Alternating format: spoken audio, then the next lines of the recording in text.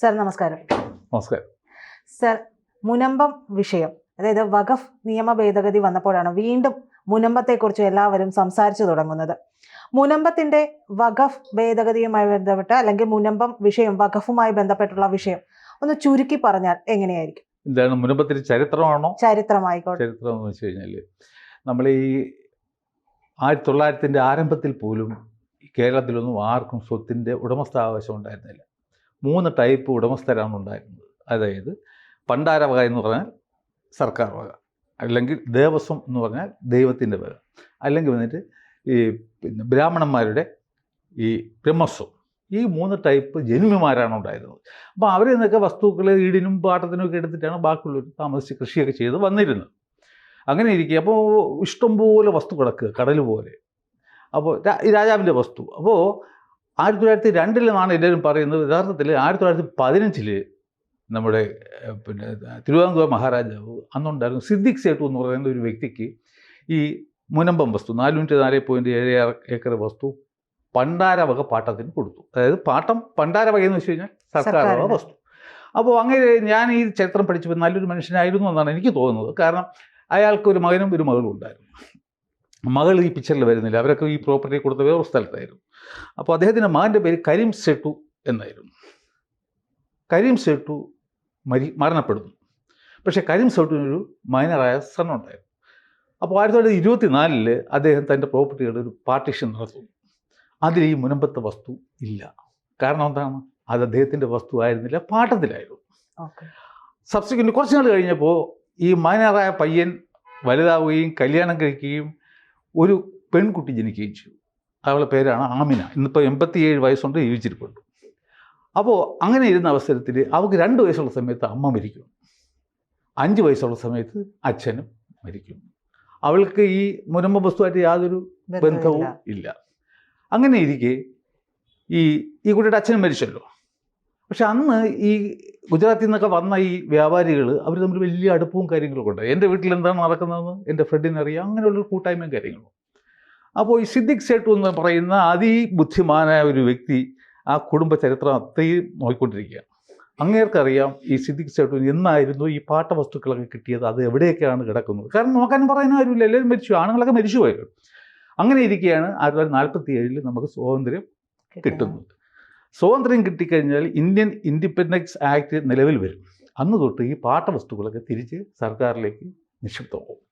ഇത് മുന്നിൽ കണ്ട അദ്ദേഹം 1940 ഇതിന് തൊട്ട് സ്വാതന്ത്ര്യം കിട്ടുന്നതിനും 18 ദിവസം മുമ്പ് ഒരു കള്ള ആധാരം എഴുതുന്നു.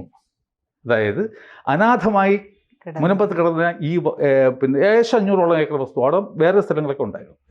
അത് ഈ മരണപ്പെട്ട വ്യക്തിയുടെ വകയായിരുന്നു എന്നും അദ്ദേഹത്തിൻ്റെ ഏക മൈനറായിട്ടുള്ള കുട്ടിക്കും 4 സഹോദരിമാർക്കും വേണം ഈ അവകാശികളെന്ന് കാണിച്ചുകൊണ്ട് ഈ മൈനറുടെ ലീഗൽ ഗാർഡിയൻ താനാണെന്നും കൂടെ അതിന് ചിത്രീകരിച്ചു കൊടുക്കുക. അപ്പോൾ ആ കുട്ടിയുടെ യഥാർത്ഥത്തിൽ ഈസാ സേട്ടു എന്ന് പറഞ്ഞ് അതിൻ്റെ സ്വന്തം അമ്മാവൻ തന്നെയായിരുന്നു ലീഗൽ ഗാർഡിയൻ. ഇതൊക്കെ ഇത് ഒരു നല്ല ബുദ്ധിപരമായി എഴുതിയൊരു കഥ. അപ്പോൾ ഈ കുട്ടിക്ക് പകുതി അവകാശവും 4 സഹോദരിമാർക്ക് പകുതി അവകാശം. ഈ പ്രമാണത്തിൽ ഈ 4 പെണ്ണുങ്ങളും വന്ന് ഒപ്പിട്ടിട്ടില്ല. അവരെയൊക്കെ പവർ ഓഫ് അറ്റോർണി എന്ന് പറഞ്ഞൊക്കെ ചിത്രീകരിച്ചിരിക്കുന്നു. ആ സ്ത്രീകളും ഇതിനെപ്പറ്റി അറിയുന്നില്ല. ഈ കുട്ടിക്ക് 50% കിട്ടേണ്ട കുട്ടിക്ക് 1 സെൻറ്റ് വസ്തു പോലും ആ ഭാഗാധാര പ്രകാരം കൊടുക്കുന്നില്ല. മറ്റൊരു സഹോദരിക്കും ഒന്നും കൊടുക്കുന്നില്ല. ജിംബു ഭായി എന്ന് പറയുന്ന ഒരു സ്ത്രീക്ക് മാത്രം മേജർ പോർഷൻ കൊടുക്കുന്നു. ഇദ്ദേഹത്തിൻ്റെ ഭാര്യയുടെ പേരും ജിംബു ഭായി ആണ്. അത് 2 ഒന്നാണോ എന്ന് എനിക്കിത് തിരക്കി അത് സ്ഥിരീകരിക്കേണ്ടു. മറ്റൊരു സ്ത്രീക്ക് കുറച്ച് കാര്യം. അപ്പോൾ ഒരു പാർട്ടീഷൻ ഡീലിൽ 5 പേർക്ക് കിട്ടേണ്ടതിൽ 2 പേർക്ക് മാത്രമായിട്ടും അതും പ്രൊപ്പോർഷണൽ അല്ലാതെ ഒരു ഭാഗവത്രം നടത്തും. അത് കഴിഞ്ഞ് അപ്പോൾ ടോട്ടൽ വസ്തുവിൻ്റെ വില 10,000 രൂപയെന്നാണ് അതിൽ കാണിച്ചിരുന്നത്. 5 മാസം കഴിഞ്ഞപ്പോൾ ഈ ജിംബു ഭായിയുടെ കയ്യിൽ നിന്നും ഇദ്ദേഹം ഈ മുനമ്പം തീർവ് വാങ്ങിക്കും. അതും ഈ ജിംബു ഭായി അറിഞ്ഞിട്ടുണ്ടോ എന്ന് ദൈവത്തിന് മാത്രമേ അറിയാവൂ. അപ്പോൾ അതിൽ മുനമ്പത്തിൻ്റെ വില വെച്ചിരുന്നത് 5,200 രൂപയാണ്.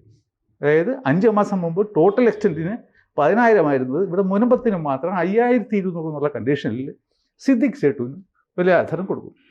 അത് കഴിഞ്ഞ് 2 വർഷം കഴിഞ്ഞപ്പോഴാണ് 1 വർഷം കഴിഞ്ഞപ്പോഴാണ് സിദ്ദിഖ് സേട്ടു ഇത് ഫറൂഖ് കോളേജിന് കൊടുക്കുന്നു. കൊടുക്കുന്നത്. സിദ്ദിഖ് സേട്ടുവിന് അതിൽ 1 സെൻറ്റ് വസ്തുവിൻ്റെങ്കിലും ഉടമസ്ഥാവകാശം ഉണ്ടായിരുന്നു. ഇതാണ് സംഭവമെങ്കിൽ ഇത് ഞാൻ ഇപ്പോൾ ഈ രേഖാമൂലം രജിസ്റ്റർ ചെയ്ത പ്രമാണങ്ങളുടെ വെളിച്ചത്തിൽ പറയുകയാണ്, എല്ലാ ചുമ്മാ വിളിച്ച് പറയുന്നതില്ല. അഥവാ കൊടുത്തിരുന്നുവെങ്കിൽ തന്നെ ഈ ഒരു മൈനർ, അത് ശരിയാണെന്ന് വെച്ച് കഴിഞ്ഞാൽ ഈ മൈനർ ആമിന എന്ന് പറയുന്ന കുട്ടിയുടെ അവകാശമായി കിടക്കുക. അപ്പോൾ അതിന് പ്രായപൂർത്തിയായി 3 വർഷത്തിനകത്ത് അതിന് വേണമെങ്കിൽ കോടതിയിൽ പോവാം. എനിക്ക് കിട്ടേണ്ടത് കിട്ടിയിട്ടില്ല. ഈ കേസിൽ ആ കുട്ടിക്ക് 1 സെൻറ്റ് പോലും കിട്ടിയിട്ടില്ല. മിനിമം 500 ഏക്കറെങ്കിലും കിട്ടേണ്ടതാണ്. അപ്പോൾ തീർച്ചയായിട്ടും ആ കുട്ടിക്ക് പോകാമായിരുന്നു. അങ്ങനെയുള്ള വസ്തു നമ്മളിപ്പോൾ വിൽക്കുകയോ ദാനം ചെയ്യുകയോ ചെയ്തു കഴിഞ്ഞാൽ വേണമെങ്കിലും കുഴപ്പമൊന്നുമില്ല. ഈ കുട്ടി പ്രായപൂർത്തിയാകുമ്പോൾ ആ ആൾക്കാരെയൊക്കെ കക്ഷി ചേർക്കണമെന്ന് മാത്രമേ ഉള്ളൂ, വേറെ പ്രശ്നമില്ല. പക്ഷേ അത് വഖഫ് ഉണ്ടാക്കാൻ കഴിയുമോ? ആ ലീഗൽ കോംപ്ലിക്കേഷൻ നമ്മൾ മനസ്സിലാക്കണം. വിൽക്കാം, വിറ്റ് കഴിഞ്ഞാൽ വാങ്ങുന്ന ആളും കൂടെ ഈ കേസിൽ കക്ഷിയായിട്ട് വരും, എന്തും ചെയ്യാം. പക്ഷേ വഖഫ് ഉണ്ടാക്കാൻ പറ്റുമോ? എപ്പോഴാണ് ഒരു മുസ്ലിമിന് സ്വന്തം വസ്തുവിൽ മാത്രമേ വഖഫ് ഉണ്ടാക്കാൻ പറ്റൂ. ഒരു മൈനർക്ക് അവകാശമുള്ള ഒരു വസ്തുവിൽ ഒരിക്കലും വഖഫ് ഉണ്ടാക്കാൻ കഴിയും. അപ്പോൾ നമുക്കിപ്പം നമ്മുടെ മുന്നിൽ രേഖാമൂലം തെളിഞ്ഞു വരുന്നത് എന്താണെന്ന് വെച്ച് കഴിഞ്ഞാൽ 404.76 ഏക്കർ അള്ളാഹുവിലേക്ക് ദാനം കൊടുത്തൊരു വലിയ വ്യക്തി ആയിട്ടാണ് കഴിഞ്ഞ 1950 മുതൽ ഇതുവരെ ജനം ഈ സിദ്ദിഖ് സേട്ടുവിനെ കണ്ടത്. എന്നാൽ കേരളം കണ്ട ഏറ്റവും വലിയ ഫ്രോഡാണ് സിദ്ദിഖ് സേട്ടു എന്ന് ഞാൻ രേഖാമൂലം സ്ഥാപിക്കാൻ തയ്യാറാണ്. ഈ ദാനം കൊടുത്തു എന്ന് പറയുന്ന ദിവസം അദ്ദേഹത്തിന് മുനമ്പത്ത് 1 സെൻറ്റ് വസ്തു പോലും സ്വന്തമായി ഉണ്ടായിരുന്നില്ല. ഇത് നമ്മൾ പഠിക്കുകയും കേൾക്കുകയും ചെയ്യണമെങ്കിൽ ഷെർലക് ഹോംസിനെ വെല്ലുന്ന ഒരു കഥയാണെന്ന് നമുക്ക് മനസ്സിലാക്കാം. അപ്പോൾ ഈ സർക്കാരിന് വേണമെങ്കിൽ ഇതിൽ ഇടപെടാം. അങ്ങനെയാണോ കാര്യം എങ്കിൽ നമുക്ക് അതിനെപ്പറ്റി ഒരു പരിശോധന നടത്താം. ആർക്കും ചോദിക്കുകയും വേണ്ട, പറയുകയും വേണ്ട.